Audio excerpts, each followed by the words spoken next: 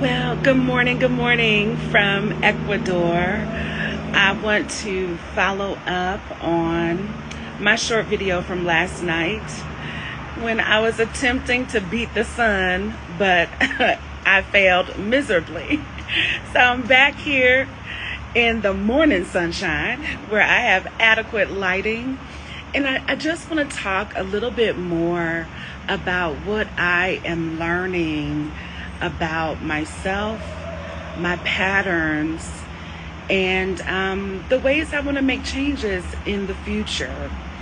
I know there's been so much talk about healing the inner child, and I am not a therapist or any type of psychologist, so I'm just talking from my personal experience. But I can truly say that going through this process and identifying the events that really have shaped me, when I think back over my life, the events that have shaped me in my thinking and in the way I engage with people, I came here with one thought process about certain events, and the deeper I dug into it, a lot of it was in my early childhood, in my early development, that led to the choices and the patterns later in life that also produced some pretty, traumatic events.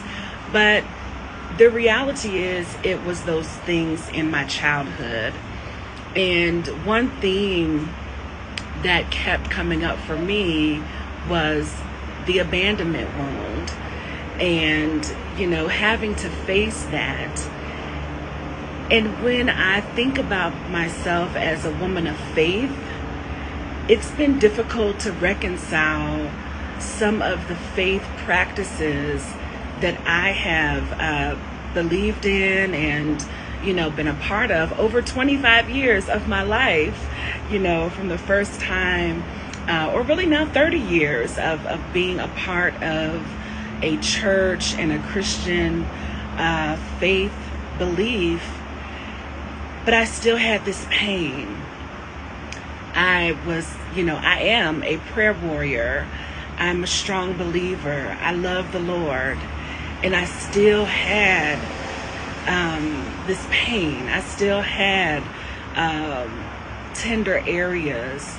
And so in true type A format, which again, I'm discovering that so much of what we might think is our personality can oftentimes, and again, I'll just speak for myself, what I thought was my personality was really my survival due to circumstances that just became part of who I was and how I showed up.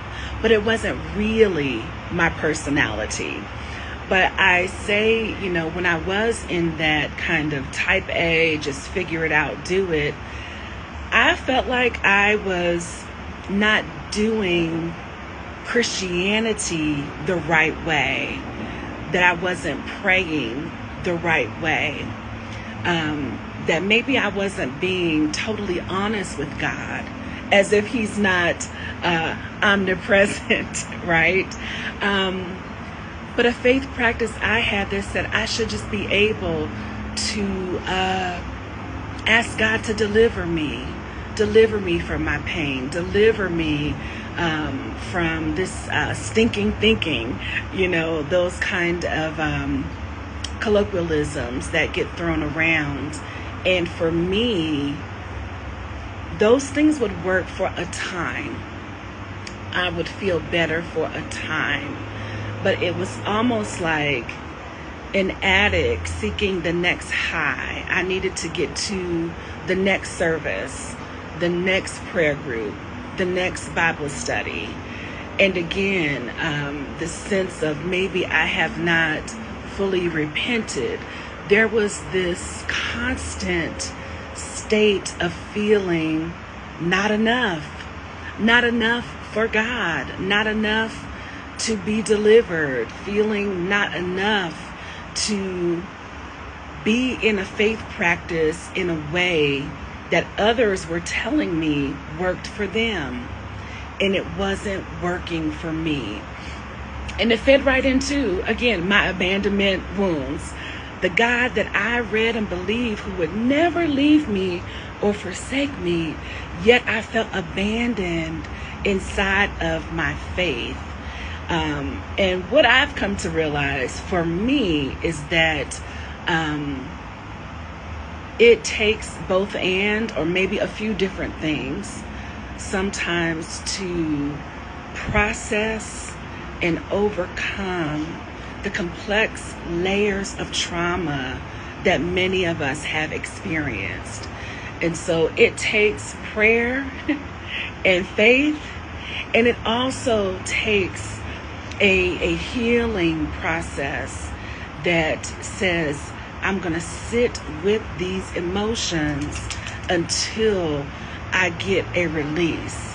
Because if you have been a person as a child that had to numb yourself to survive, that didn't even have the words to assign to your emotions, it is very difficult to even know how to pray for what you need to be delivered from.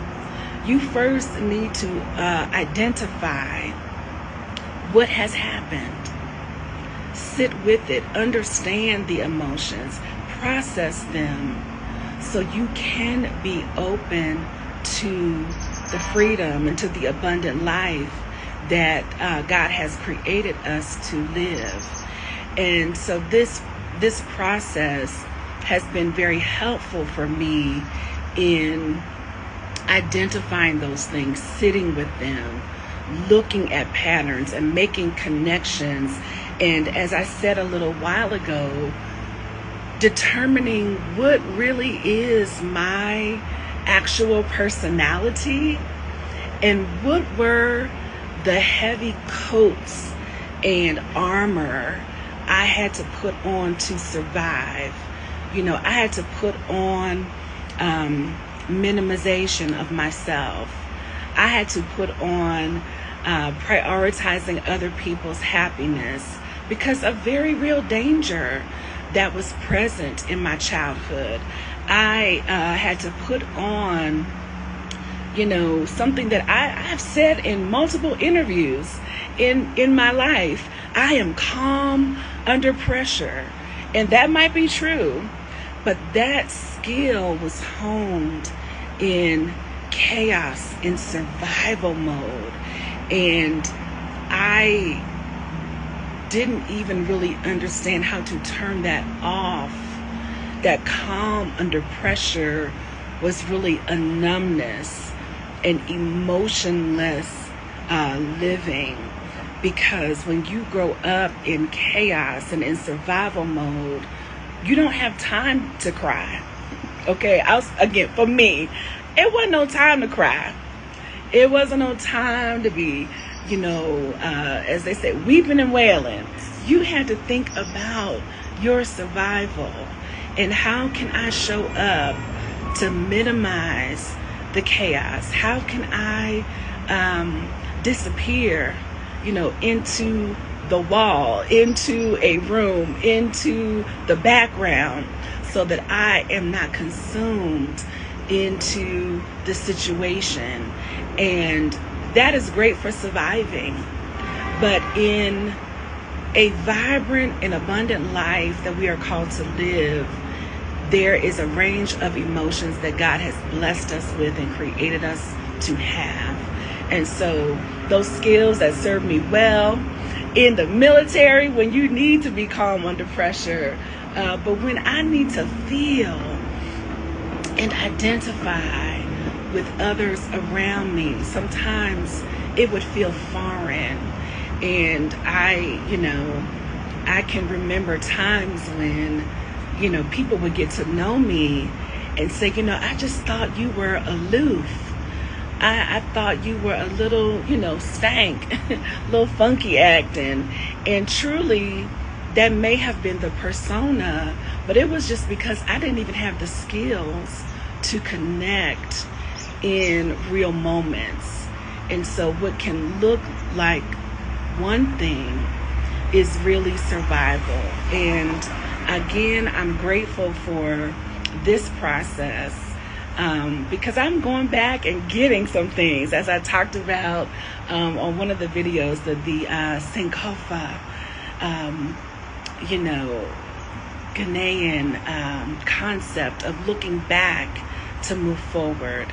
I am so grateful for this freedom, this looking back in from a place of an investigator almost. Like, I am putting together the story of my life.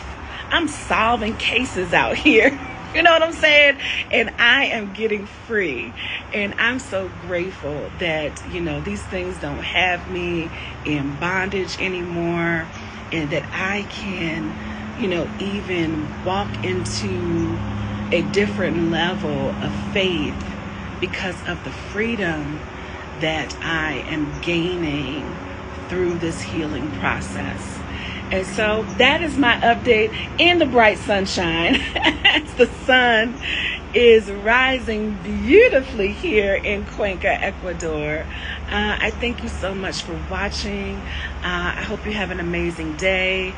Buenos dias, buenas tardes, buenas noches. Whenever you are watching this, honey, I hope it is a good day.